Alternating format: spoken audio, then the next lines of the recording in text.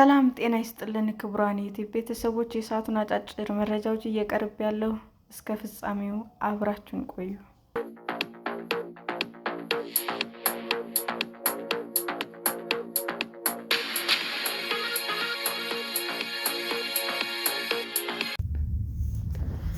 ዶናልድ ትራምፕ በባሕረ ሰላጤው ሀገራት ጥያቄ መሠረት ኢራን ላይ የሚፈጸምን አዲስ ጥቃት ማስቀረታቸውን ተናገሩ።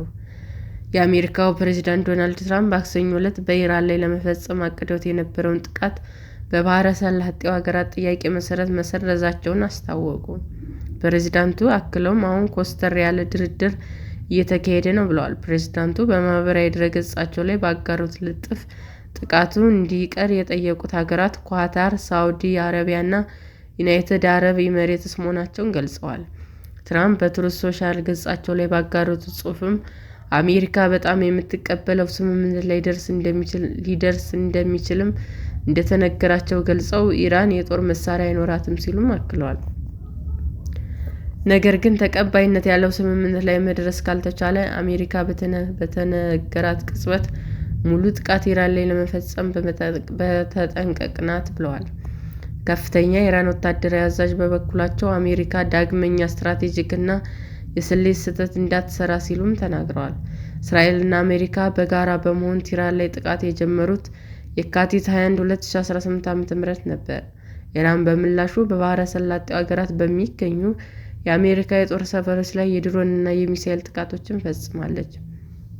አሁንም የባሕረ ሰላጤው ሀገራት ፍራቻ አሜሪካ ዳግም ኢራን ላይ ድብደባ የምትፈጽም ከሆነ የአጸፋ ምላሽ የምትሰጠው የኢነርጂ መሠረተ ልማቶች ላይ ጥቃት በመፈጸም መሆኑ ነው። ከቅርብ ጊዜ ወዲህ የተሰበሰቡ የሕዝብ አስተያየቶች ፕሬዝዳንት ዶናልድ ትራምፕ በአሜሪካ ያላቸው ቅቡልነት እየወረደ መምጣቱን ያሳያሉ። 64 በመቶ የሚሆኑ መራጮች ኢራን ላይ ጦርነት መክፈታቸው ስህተት ነበር ያሉ ሲሆን 37 በመቶ የሚሆኑት ደግሞ እንደ ፕሬዝዳንት ትክክለኛው ሥራ መስራታቸውን ይናገራሉ።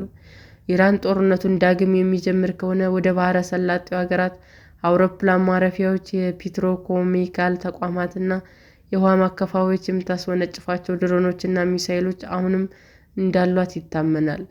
ቀደም ሲል ትራምፕ ለጋዜጠኞች በሁለቱ ሀገራት መካከል እየተካሄደ ስላለው ድርድር ሲናገሩ በጣም በጎ እርምጃዎች አሉት፣ ነገር ግን ምን ማለት እንደሆነና እንዳልሆነ የምናየው ይሆናል ብለው ነበር።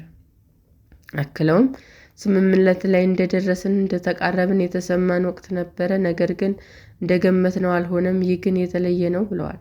ትራምፕ ከኢራን ጋር ከስምምነት ላይ ለመድረስ ጥሩ ዕድል ያለ ይመስላል በማለት በቦምብ ሳንደበድባቸው ያንን ማድረግ ከቻልን በጣም ነው ደስተኛ የምንሆነው ብለዋል። በሚያዝያ ወር በሁለቱ ሀገራት መካከል የተኩስ አቁም የተደረሰ ሲሆን አልፎ አልፎ ከሚደረግ የተኩስ ልውውጥ በስተቀር በአብዛኛው ጸንቶ ቆይቷል። ኢራን የዓለም 20 በመቶ የሚሆነውን የነዳጅና የተፈጥሮ ጋዝ የሚተላለፍበትን የሆርሙዝ ወሽመጥ የዘጋች ሲሆን ይህም የዓለም የነዳጅ ዋጋ እንዲጨምር አድርጓል። አሜሪካ በበኩሏ ኢራን ላይ ኢኮኖሚያዊ ጫና በመፍጠር ወደ ድርድር ጠረጴዛ እንድትመጣ ለማድረግ በሚል ወደ ኢራን ወደቦች የሚገቡ ሆነ የሚመጡ መርከቦችን ከልክላለች። ሰኞ ዕለት የኢራኑ ታስኒም የዜና ወኪል ጠቅላይ መሪው ሙጃታባ ካሜኒ ጠላት ጥቂት ልምድ ባለው ግንባር አዲስ ግንባር ሊከፈት እንደሚችል ማስጠንቀቃቸውና ይህም በጣም ተጋላጭ እንደሚያደርጋቸው ማስጠንቀቃቸውን ዘግቦ ነበር።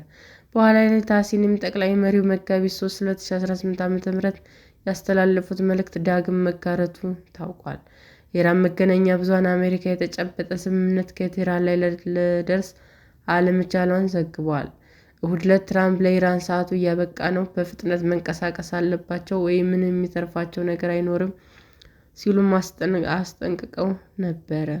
ከበርካታ ቀናት በፊት እንዲሁ በአሜሪካና በኢራን መካከል የተደረሰው የተኩስ አቁም ለመፍረስ በቋፍ ላይ ነው በማለት ኢራን ያቀረበችው ጥያቄዎች ፍጹም ተቀባይነት የሌለው ሲል ውድቅ አድርገው ነበር። የኢራን ውጭ ጉዳይ ሚኒስትር ቃል አቀባይ የሆኑት ኢስማኤል ባጌ በበኩላቸው ሀገራቸው ያቀረበቻቸው መደራደሪያዎች ኃላፊነት የሚሰማቸውና ፍትሐዊ መሆናቸውን ተናግረዋል። እንደ ታናዜም ዘገባ ከሆነ ኢራን ያቀረበችው መደራደሪያ ነጥቦች በሁሉም ግንባሮች ጦርነቱ ወዲያውኑ እንዲቆም፣ ይህም እስራኤል በሄዝቦላ ላይ የከፈተችውን ጥቃት ያካትታል። የአሜሪካ ባህር ኃይል በኢራን ወደቦች ላይ የጣለውን እገዳ እንዲያነሳ፣ ኢራን ላይ ተጨማሪ ጥቃት እንደማይፈጸም ዋስትና እንዲሰጥ የሚሉ ናቸው። በተጨማሪ ጦርነት ለደረሱባት ጉዳቶች ካሳ እንዲሁም በሆርሙዝ ወሽመጥ ላይ የኢራን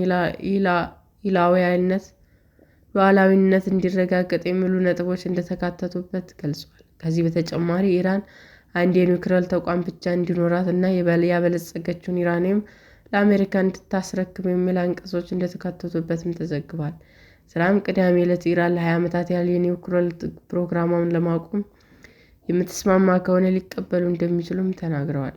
ይህ መጀመሪያ ላይ ይዘውት ከነበረውና ሁለቱ ሀገራት ካላስማማው ሙሉ በሙሉ የኒውክሌር ፕሮግራሟን እንድታቆም ከሚጠይቀው አቋም የተለየ ነው።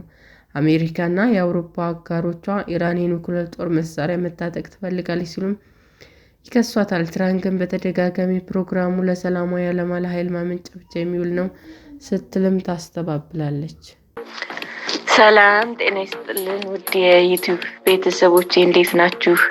አዲስ ጀማሪ ነኝና ሰብስክራይብ ያደረጋችሁ አበረታቱኝ። አመሰግናለሁ። የዩቲዩብ አድማጮቻችን ለሰዓቱ ያቀረብኩላችሁ አጫጭር መረጃዎች ይህንን ይመስል ነበር። በሌላ መረጃ እስክንገናኝ ሼር፣ ላይክ፣ ሰብስክራይብ እንዲሁም ቢቀርብልን የምትሉት መረጃ ካለ ኮሜንት እያደረጋችሁ ቸር ቆዩን።